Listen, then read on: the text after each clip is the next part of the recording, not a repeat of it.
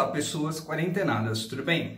Mais ou menos, né? Podia estar melhor. Meu nome é Felipe Palma, sou psicólogo clínico aqui da cidade de São Paulo e hoje é a reestreia do meu canal depois de 2 anos e meio sem colocar nenhum vídeo novo. O último foi sobre a cura gay em 2017, então faz muito tempo e eu espero que não demore mais tanto tempo assim para colocar outro vídeo. E o tema não podia ser diferente, eu vou falar sobre a pandemia de Covid-19 e sobre o nosso isolamento social. Nesse vídeo eu vou abordar os aspectos práticos e também simbólicos sobre as questões que envolvem o isolamento social e a quarentena. E para falar dos aspectos simbólicos eu vou usar a abordagem da psicologia analítica ou da psicologia junguiana. A psicologia analítica é uma vertente da psicologia denominada de psicologia psicodinâmica. Na psicologia a gente tem duas grandes vertentes. A gente tem as vertentes das comportamentais e a gente tem as vertentes das psicodinâmicas. As psicodinâmicas mais famosas são aquelas derivadas da psicanálise. Então assim, a psicologia analítica ela vem dissidente da psicanálise. Então Jung era discípulo do Freud, aí de repente eles cindiram no meio do caminho e Jung resolveu formular a teoria própria dele, que é a teoria da psicologia analítica.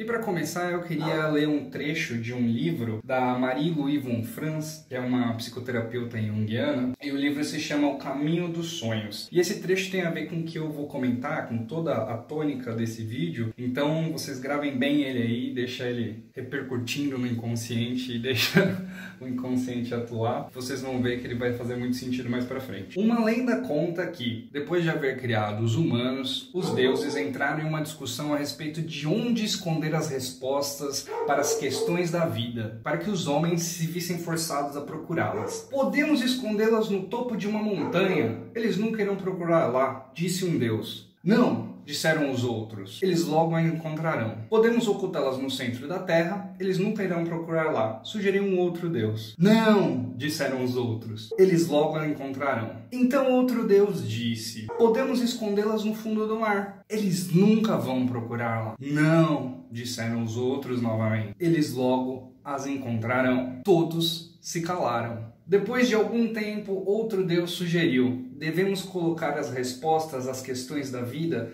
dentro dos homens. Eles nunca irão procurar lá. E assim o fizeram. Como eu disse, guarda esse texto aí que ele vai fazer um pouco mais de sentido conforme eu for falando os aspectos simbólicos aí sobre o isolamento. Agora vamos pular para um outro conceito. Vamos explicar o que é pandemia. Para entender o que é pandemia, a gente pode buscar a etimologia da palavra, que vem do grego. Pandemia vem de pan, que significa tudo ou todos, mais demos, que significa povo, piada horrível, mais o sufixo ia, do sentido de estar, de estado. Basicamente, então, pandemia significa um estado comum a todos. Sendo assim, pandemia é um termo designado para descrever uma epidemia de grandes proporções que atingem vários países ao mesmo tempo e mais de um continente. Alguns exemplos que a gente teve de pandemia ao longo da nossa história foram a peste negra ou peste bubônica lá pelo século XIV, que dizimou a Eurásia, né, a Europa e a Ásia.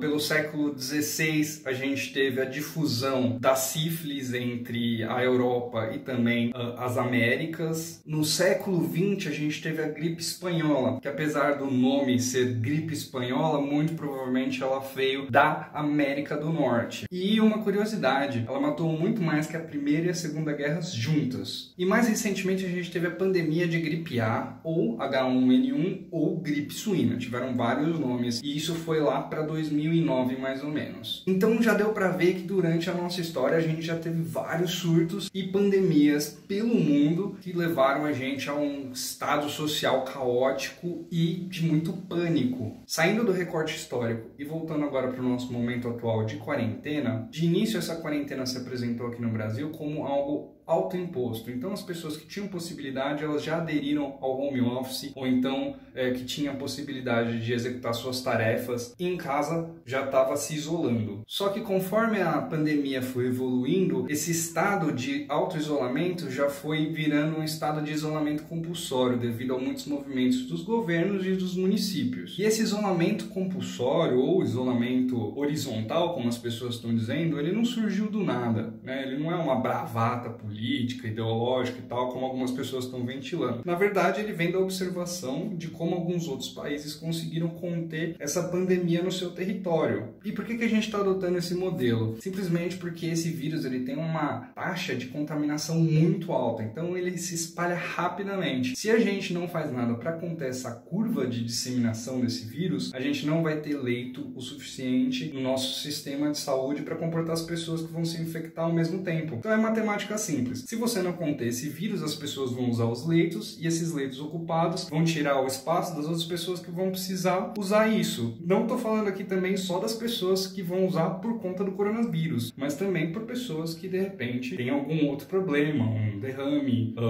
um infarto ou qualquer tipo de acidente que precisam de uma UTI e não vai ter porque essas pessoas vão estar ocupando. Então não cai nessa de que o vírus não é grande coisa porque a taxa de letalidade dele é baixa. Não é essa a grande questão. A grande questão é que ele se espalha rápido, ele infecta muitas pessoas ao mesmo tempo e essas pessoas precisam de um cuidado numa unidade intensiva. Não vai ter unidade intensiva para todo mundo e aí sim a gente vai começar a ter o número de mortes aumentando. Não só os números diretos, que são as pessoas que efetivamente morrem por corona, mas sim os números indiretos, são as pessoas que vão precisar desses leitos e não vão ter. Então essa é a grande questão. Então não caia nessa besteira de achar que esse vírus não é nada demais, porque ele é uma grande questão sim. Então, meus caros, não tem jeito. Vamos ter que ficar em casa, vamos ter que aguentar essa quarentena, tá? Se possível, obviamente, porque eu sei que tem algumas pessoas que exercem alguns serviços que são essenciais, elas não podem parar. Para essas pessoas, eu agradeço do fundo do meu coração e eu acho que a gente tem que ter um enorme respeito pela coragem que essas pessoas estão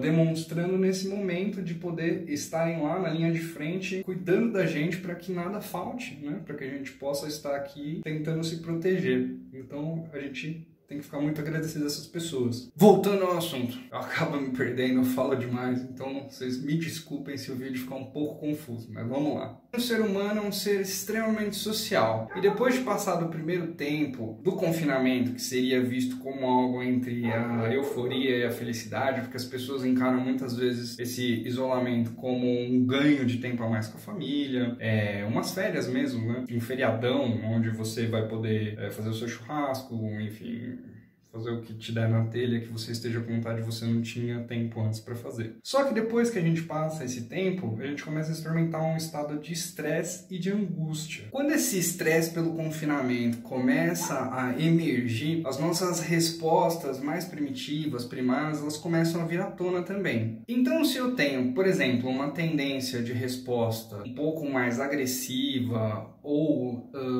depressiva, ou angustiada, independente de qual seja a sua característica, isso vai se tornar um pouco mais contundente no meu dia a dia, isso vai vir com um pouco mais de intensidade. E essa carga excessiva produzida pelo estresse do confinamento, ela pode acabar piorando quadros já pré-existentes em algumas pessoas, como por exemplo num TOC, transtorno obsessivo compulsivo, onde as pessoas podem ter os seus rituais agravados durante esse pico de estresse do isolamento, ou até mesmo criar alguns outros problemas, como uma TEPT, ou transtorno de estresse pós-traumático, que pode estar ligado a alguma questão ao Covid-19, questões sanitárias, de isolamento, enfim, aí depende da característica que a pessoa vai imprimir nesse estresse. Sem contar que o estresse também tem efeitos devastadores no nosso sistema imunológico. Quando a gente está estressado, a gente libera alguns hormônios, entre eles o cortisol. O cortisol é mais conhecido como o hormônio do estresse. E esse hormônio do estresse, ele imunodeprime o nosso organismo,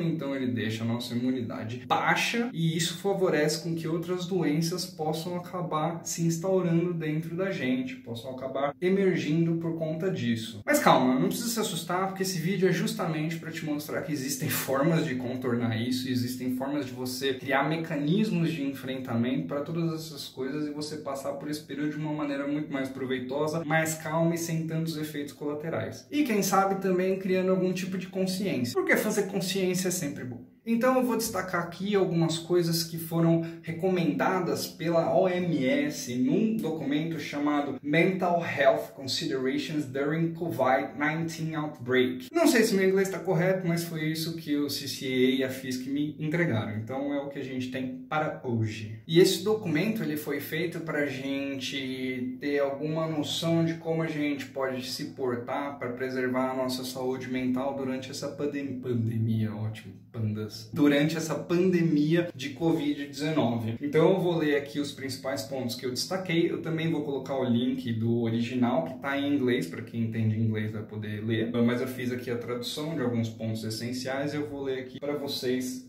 poderem ficar a par disso. A par. Tudo bem, vamos lá. Evitar o consumo de informações e notícias que te deixem estressados ou ansiosos. E nesse ponto eu acho muito interessante porque a nossa sociedade ela é pautada numa sociedade de consumo. E consumo inclusive de informação. Então a informação não serve mais para te informar. Engraçado. Mas ela serve mais como um bem de consumo. E como bem de consumo nessa sociedade que a gente vive, ela é descartável. Sendo descartável, ela é feita mais para te gerar uma comoção, né, um gancho. Ela te fisga emocionalmente para você poder tá consumindo aquilo e não necessariamente tá absorvendo a informação ou se tem alguma informação de qualidade. Ela só quer te pegar pelo lado emocional. Não sei se vocês entenderam o que eu quis dizer, nem eu entendi. Mas enfim, elas fazem aquelas manchetes sensacionalistas falando sobre coisas extremamente alarmistas para você ficar ali viciado e acompanhando aquilo o tempo inteiro, sabe? Como se fosse, tabela de campeonato, lance a lance, essas coisas meio birutas. Então, eu acho que é uma das coisas mais essenciais para você fazer é cortar esse tipo de informação, porque isso simplesmente vai te deixar só, enfim, mais mal. Quando você quer se informar, eu sugiro que você busque os órgãos mais confiáveis, como a própria OMS, que eu vou colocar o link também aqui em português para você poder se guiar, ou o portal do Ministério da Saúde, que também tem umas coisas bem legais sobre a campanha do coronavírus, né, sobre como você pode estar agindo, como que é a asepsia, como que é a higienização, etc. E os noticiários sempre tente procurar aqueles mais confiáveis, aqueles que têm fonte, aqueles que são mais tradicionais e, por favor, seja de forma esporádica e pontual, não fique também o tempo inteiro, mesmo nesses jornais mais confiáveis, porque isso também não é saudável e acaba quebrando o próprio princípio que a OMS estabeleceu. Segundo ponto, cuide das suas necessidades básicas. Tenha um bom descanso noturno, coma alimentos saudáveis e pratique atividades físicas se possível. Então assim, né, não vai se expor num ginásio, numa academia, num parque, né, nada muito lotado. Aliás, nada lotado, né, por favor, no conforto da sua casa. Evite o consumo de álcool, tabaco ou outras drogas em isolamento. A longo prazo isso pode piorar o seu estado. Então, né, por favor, a gente tenta se manter longe dos tóxicos ou dos tóxicos. Durante o isolamento, tente manter alguma rotina saudável e, na medida do possível, se comunicar com familiares e amigos, seja pela internet ou fazendo ligações. Liga pra mim. Eu não sei fazer piada. E último item. Tente se ocupar com atividades recreativas ou algum hobby que goste e te relaxe. Porque assim é uma maneira de você não se entregar ao tédio, à ansiedade, ao estresse. Então tenta se ocupar com coisas que você sempre quis fazer e não tinha tempo. Agora você tem tempo, então vai lá e faça. Agora chegou a parte boa. Vamos falar da carga simbólica disso tudo. Vamos meter o Sr. Jung no meio da jogada. E nada melhor do que contar uma historinha grega para a gente começar a introduzir essa parte simbólica. Eu vou falar sobre o mito de Pandora, a caixa de Pandora, aquela famosa caixa que libertou todos os males da humanidade. Na psicologia analítica, o mito de Pandora representa a busca do homem pelos seus segredos mais íntimos. Ele representa também o encontro do homem com a sua própria sombra. Então eu vou ler mais um trechinho aqui. A caixa de Pandora foi então aberta,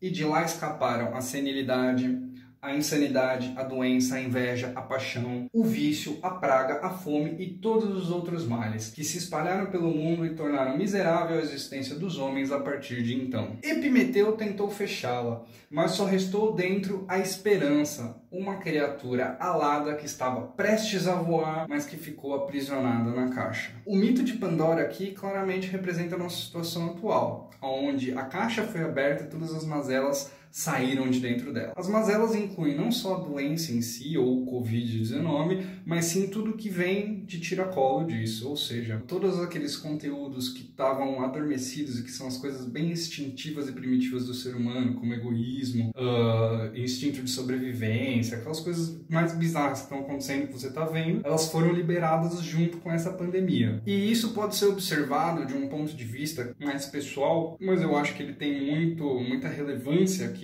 que é como se fosse a natureza não dando mais tempo pra gente pôr pra debaixo dos panos as coisas que antes a gente estava fazendo vista grossa, que a gente estava tentando esconder. Não tem mais essa agora. Ou seja, com esse movimento de abertura da caixa de Pandora, com esse movimento de a gente poder enxergar com muita visceralidade as coisas que estão acontecendo no mundo, a gente não tem mais como voltar atrás, como fingir que não viu, e a gente não tem mais como deixar de enxergar os nossos próprios erros, tanto como indivíduo, quanto como sociedade. Seria a sombra pessoal e a sombra coletiva. E como eu disse, a visceralidade dessas situações, a força disso tudo, ela está destacada, ela está na nossa frente. E como é que a gente pode fazer diante disso tudo para a gente não sucumbir ao que está ocorrendo? A gente tem que integrar esse conteúdo que estava inconsciente, gerando tensão lá, para a consciência. E a gente vai ter que aguentar um pouquinho desse incômodo agora, de forma consciente, para ver se a gente consegue elaborar essa situação e assim a gente criar a harmonia. Essa harmonia, ela depende um pouco de esforço, mas é a única forma da gente poder contornar toda essa situação que está emergindo. Gente, vamos lá. Quando eu digo natureza, eu não estou querendo dizer nada extrafísico,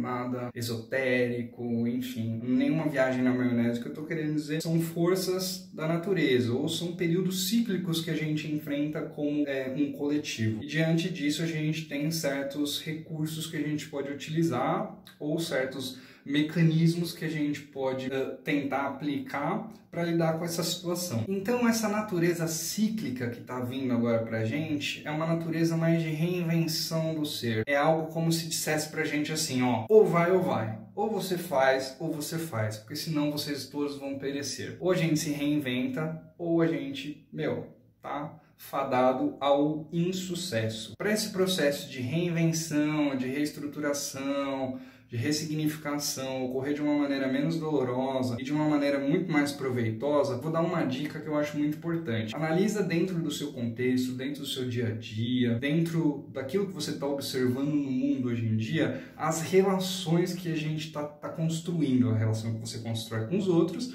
e a relação que o mundo está construindo, as outras pessoas estão construindo pelo mundo. Observa as relações tanto afetivas quanto as relações materiais mesmo. Então você observa no seu dia a dia como é que está, por exemplo, a sua relação com seus parceiros, como é que estão as suas relações com seus filhos, com seus pais, como é que está sendo isso nesse período, está sendo legal, está sendo produtivo, está sendo saudável, como é que vocês estão se organizando agora? E as relações de abuso, você consegue enxergar isso na sua vida? De repente você é uma pessoa que sofre um abuso e antes você não percebia, agora você percebe, ou você pode ser o abusador e de repente você não se dava conta também? Você consegue enxergar os erros que antes você não via? Você está preparado para enxergar os erros que antes você não via? Você consegue fazer isso sozinho? Você está precisando de ajuda para fazer isso? Será que o problema são os outros ou o problema é você? Você está conduzindo a sua vida da maneira que você queria? Está indo tudo certinho? Será que você não é muito passivo? Será que você não é muito agressivo? Será que não é hora de pensar um pouco mais no coletivo? Será que o seu voto na última eleição foi tão sem importância? Você gosta do seu envolvimento atual na política? Ou você anda muito para isso tudo? Enfim, se permita fazer esse tipo de pergunta. E o mais importante, ao se fazer essas perguntas, tente analisar as respostas e não se julgue por elas. Não se julgue pelo que você vai encontrar. Ninguém é perfeito. Fazer essa autoanálise ou permitir que você tenha esse tipo de reflexão é um passo fundamental para você conseguir utilizar um mecanismo de enfrentamento que eu acho fantástico, que é adotar uma perspectiva de visão mais positiva no mundo. E ter uma visão positiva do mundo não significa que você vai adotar uma visão alienante. Pelo contrário, significa que você vai ter uma visão muito mais realista e sóbria do que está acontecendo no mundo. Porque o que a gente está acostumado a vivenciar é ter uma realidade muito viciada em uma visão mais negativa, em uma visão um pouco mais depressiva, uma visão, enfim, não tão bacana das coisas, e a gente acha que o mundo é desse jeito. Então a gente esquece que o mundo não é nem ruim nem bom, ele é o que a gente faz com ele. Então vamos lá, vamos tentar introduzir e trazer alguns exemplos práticos dessa visão um pouco mais positiva. Tenta olhar para o Brasil, tenta olhar para você, olha o contexto que está se apresentando no mundo agora, tirando as tragédias óbvias, né, que estão acontecendo. Vamos tentar trazer isso para uma perspectiva um pouco mais, não otimista, mas um pouco mais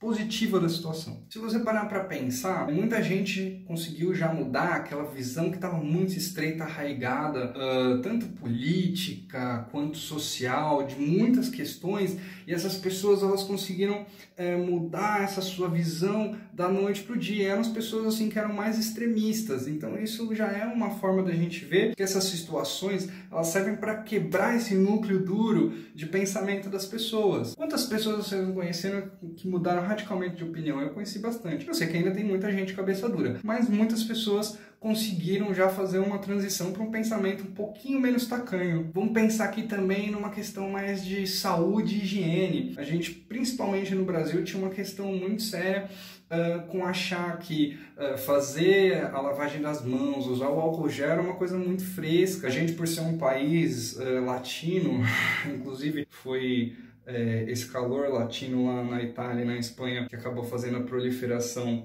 ficar fora de controle, mas enfim, a gente tem esse viés mais latino de contato muito próximo, e uma higiene não é ruim, porque a gente tem até um hábito saudável de tomar bastante banho, mas a gente também é um povo muito despreocupado, e hoje em dia isso está revertendo, a gente está ganhando consciência que de repente usar um álcool gel não é uma coisa ruim, de repente a gente lavar as mãos antes de cumprimentar os outros é um hábito muito saudável. Então, assim, a gente não está olhando isso mais como uma frescura. Então, pensa bem quantas doenças a gente não vai conseguir prevenir ou a gente está ganhando consciência que a gente pode prevenir daqui para frente. Outra coisa que eu achei sensacional que a gente está conseguindo fazer é parar para ouvir os especialistas, porque a gente tinha aquela mentalidade do brasileiro de achar que a gente entende de tudo um pouco, o que é terrível. A gente está começando a ouvir mais os médicos, a gente está começando a ouvir mais as pessoas ligadas à área da saúde, até porque a nossa saúde, as nossas vidas estão dependendo dessas pessoas. Então, assim, a gente abaixou um pouco a nossa bola e está começando a ouvir essas pessoas. Acredito que as pessoas estão mais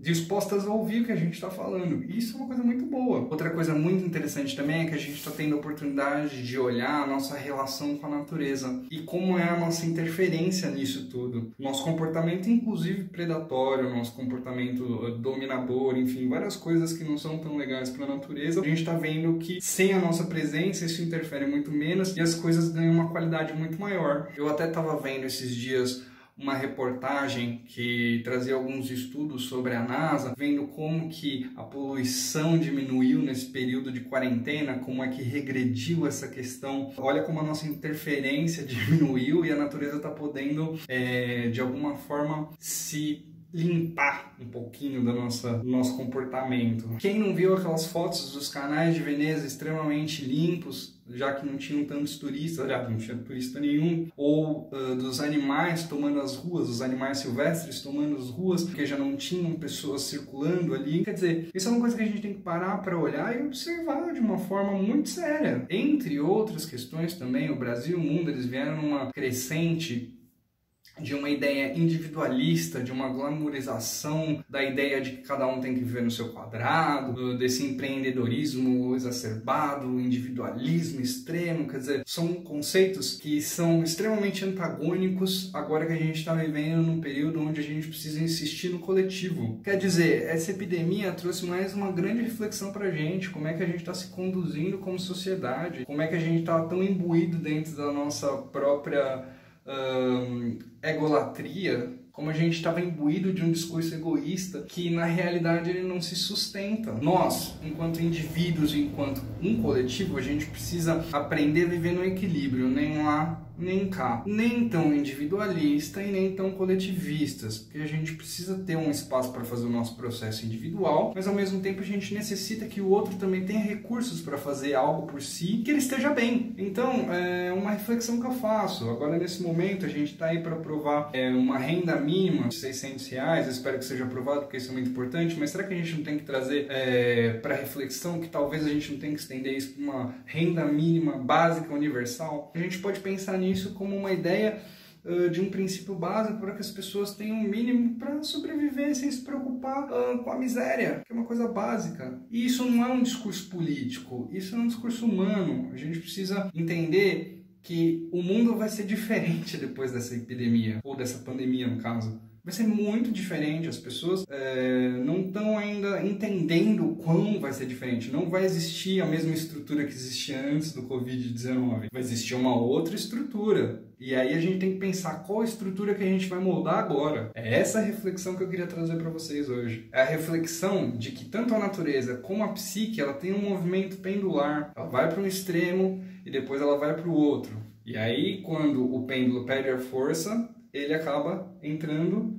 num período de inércia, que é o meio. Quando a gente acha o centro, a gente encontra alguma espécie de harmonia. Pensa nessa situação, reflete em tudo que eu falei e veja se não é a natureza falando: acorda, vamos mudar o que está errado, vamos fazer alguma coisa. E isso de maneira nenhuma é uma coisa ruim. Muito pelo contrário, é isso também que eu estou tentando trazer aqui. A gente pode olhar isso não como uma tragédia, mas como uma oportunidade da gente sair mais fortalecido, da gente se reinventar. Isso não é ruim. O nosso medo, sim, né? Esse medo que está aí arraigado, esse medo que está de forma até irracional atuando sobre a gente, ele faz com que tudo pareça muito ruim, porque a gente tem medo da mudança, mas não é ruim. A gente pode usar essa situação, que sim, olhando friamente ela é ruim, mas olhando ela enquanto seres que estão passando por ela, não precisa ser necessariamente uma tragédia, ela pode ser um trampolim para a gente se reinventar e mudar o sistema de forma radical, inclusive. Então é isso, gente, é mais ou menos o que eu queria dizer. A quarentena, as doenças em si, elas têm essa característica, elas trazem essa capacidade da gente poder se posicionar de uma maneira muito mais reflexiva do que a gente está acostumado. E isso faz com que a gente ponha em xeque as nossas posições e os nossos pensamentos mais cristalizados. A saúde mental, ela requer não só o cuidado com as coisas mais básicas e óbvias, mas sim que a gente tenha um comprometimento e a gente esteja predisposto a encarar as coisas que estão dentro da gente e que não são nada fáceis de se lidar, mas que elas precisam ser de alguma forma vistas. E agora não tem para onde correr. Antigamente você ainda tinha a sua rotina, você tinha o seu trabalho, você tinha as distrações do dia a dia, e agora isso foi suprimido, você não tem mais, então você vai ter que olhar para essas questões, querendo ou não. Esse é o poder da quarentena, e é aí que está o X da questão, né? Ou você olha de bom grado, ou você vai olhar isso de mau grado, você vai tomar umas pancadinhas na cabeça para você olhar. Mas sempre lembre-se, você não está sozinho. Inclusive, eu vou disponibilizar aqui embaixo um link com um grupo de Facebook que você pode entrar, e lá vai ter um post fixado com alguns psicólogos que nesse momento de pandemia, de isolamento, eles estão disponibilizando orientação voluntária. Então você vai lá, se você estiver precisando conversar com alguém, você entra em contato com esses psicólogos da lista e você pode conversar com eles e buscar uma palavra de um profissional. Então fica aí a dica. E só para finalizar, em relação ao mito de Pandora, a gente tem duas traduções e duas interpretações possíveis para isso. Porque a palavra elpis, no grego, a sua tradução pode ser tanto interpretada como esperança, que é mais ligado ao conceito que a gente tem de cristianismo, como antecipação. Então, se a gente for olhar esse mito simbólico como se fosse elpis no sentido de antecipação, significa que a antecipação, tendo sido mantida dentro da jarra, ela faz com que a gente não sofra de angústia durante todo esse processo que foi liberado pela caixa de Pandora, que seria o processo do nosso encontro com a sombra. Para a gente poder suportar isso, a angústia fica lá enjaulada, a gente não tem contato com o que está por vir, para a gente poder enfrentar isso de uma maneira menos preocupado. Ou a gente pode usar a palavra helps como um sentido mais tradicional, sentido da esperança, que é algo que põe a gente em movimento para impulsionar essa nossa busca pelas respostas, pelo nosso encontro com essas sombras, para a gente aguentar esse isolamento, sabendo que a gente vai achar uma resposta alentadora no fundo disso tudo, dentro da gente mesmo. Então acho que essa é a mensagem que eu queria passar para todo mundo. Então se vocês gostaram, por favor, curtam, se inscrevam no meu canal, ativa o sininho, enfim, faz tudo isso que as pessoas sempre pedem, e, enfim, por favor, tá bom? Ajuda, porque é importante, estou tentando fazer esses vídeos e dá muito trabalho, porque, enfim, sou só eu. E para escrever o texto, gravar, editar, leva um tempo, então é importante que vocês divulguem, tá bom? Obrigado.